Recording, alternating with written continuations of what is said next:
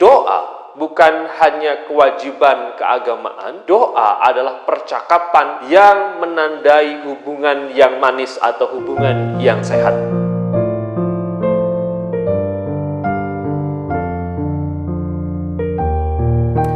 Shalom, semoga Anda masih setia bersama dengan saya dalam 30 hari perjalanan menuju iman yang satu langkah lebih dewasa. Puji nama Tuhan, ada berbagai prinsip yang kita sudah pelajari supaya iman kita satu langkah lebih dewasa. Dan lagi, satu hal yang ingin kita bicarakan di kesempatan yang diberkati ini adalah tentang doa. Ternyata doa adalah hal yang sangat penting karena doa mampu mendewasakan iman seseorang. Perhatikan firman Tuhan dalam Filipi pasal 4 ayat 6 dan 7. Demikian firman Tuhan. Janganlah hendaknya kamu khawatir tentang apapun juga, tetapi nyatakanlah dalam segala hal keinginanmu kepada Allah dalam doa dan permohonan dengan ucapan syukur.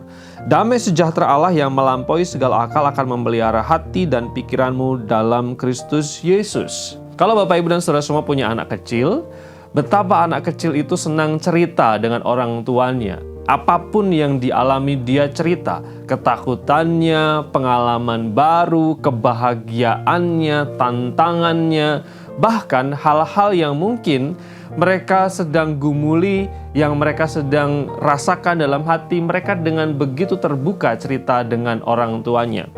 Bapak, Ibu, dan Saudara yang terkasih dalam Tuhan, hubungan seperti inilah yang Tuhan kehendaki ada di antara orang percaya. Doa bukan hanya kewajiban keagamaan, tetapi doa adalah percakapan yang menandai hubungan yang manis atau hubungan yang sehat. Firman Tuhan yang kita baca tadi adalah firman Tuhan yang ditulis oleh Rasul Paulus, dan perhatikan dengan baik. Firman Tuhan ini ditulis ketika Rasul Paulus ada di dalam penjara, dalam segala keterbatasan, dalam kesulitan kehidupan. Namun, Paulus bisa mengatakan, janganlah hendaknya kamu khawatir tentang apapun juga. Kata khawatir dalam bahasa asli, dalam bahasa Yunani, artinya pikiran yang terpecah karena berbagai macam hal yang sedang melanda kehidupan.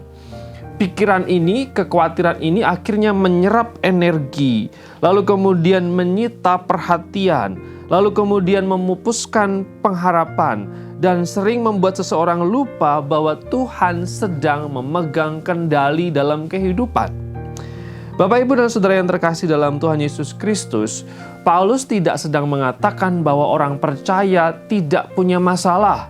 Paulus tidak sedang mengajarkan bahwa ketika menjadi pengikut Kristus berarti bebas dari masalah. Tidak. Tapi Rasul Paulus dalam firman Tuhan ini mengajarkan bahwa masalah boleh ada, tapi tidak boleh lupa bahwa Tuhan beserta.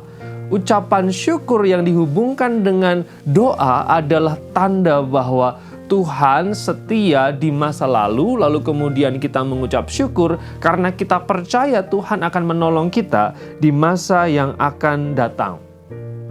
Dalam tradisi Wesleyan, Bapak, Ibu, dan Saudara yang terkasih dalam Tuhan, doa disebut sebagai sarana kasih karunia atau the means of grace. Seseorang diberikan kasih karunia untuk semakin mengenal Tuhan dan dewasa. Salah satunya adalah dengan berdoa. Hari ini kita belajar untuk kita berdoa bukan hanya ketika ada masalah dan pergumulan. Jadikan doa bukan hanya sebagai daftar permintaan, tapi jadikan doa sebagai kebutuhan dan kebiasaan serta gaya hidup kita. Dalam ungkapan lain, sebagai nafas kehidupan kita. Ceritakan sukacita kepada Tuhan, ceritakan pergumulan kita kepada Tuhan, ceritakan ketakutan kita kepada Tuhan, bahkan kebingungan kita kepada Tuhan. Semakin dekat kita dengan Tuhan, maka kita akan semakin mengenal kehendak dan juga isi hatinya. Dengan demikian, iman kita akan menjadi lebih dewasa. Seperti biasa, ada pertanyaan perenungan untuk kita semua. Pertanyaan pertama adalah, apakah ada pelajaran baru yang berkaitan dengan doa yang saya pelajari hari ini? Yang kedua, hal apa yang saya perlu ubah atau tingkatkan di dalam doa saya setelah kita belajar hari ini. Mari kita berdoa. Bapa di surga, ajarlah kami menikmati persekutuan denganmu melalui doa. Tolonglah kami datang kepadamu dalam segala keadaan dan mengalami damai sejahtera yang hanya Engkau berikan. Amin.